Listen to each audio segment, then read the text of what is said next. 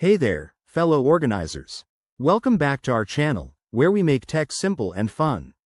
Today, we're tackling video number 534, how to add birthdays in Google Calendar for 2025. Whether you're planning ahead for friends, family, or even your own big day, Google Calendar is a fantastic tool to keep everything in one place. This feature helps you never miss a beat, with automatic reminders and yearly repeats. Let's dive right in. It's quicker than you think.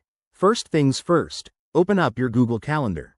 You can do this on your computer, phone, or tablet via the web or the app. Once you're in, look for the specific date of the birthday you want to add.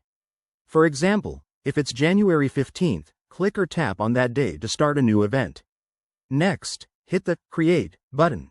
It's usually a plus sign or an Add Event option. In the event details, type in the name, like John's Birthday 2025. Make sure to set the event as an all-day one, so it doesn't tie to a specific time. This is perfect for birthdays. Now, for the magic part. Under the Does Not Repeat option, change it to Custom, and select Yearly or Annually. This way, it'll pop up every year without you lifting a finger.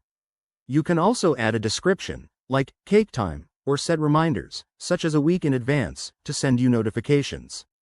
Once you're happy with the details, just hit Save. Boom! Your birthday is now locked in for 2025 and beyond. If you need to edit it later, simply click on the event and make changes. It's that straightforward. A quick tip. Use colors to categorize events. Make birthdays stand out in red or blue for easy spotting. And if you're connected to Google Contacts, you can even import birthdays automatically. Game changer. There you have it, folks. Adding birthdays to Google Calendar is a breeze and will keep your year organized.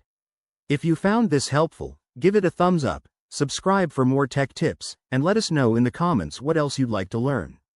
Stay tuned, and see you in the next one.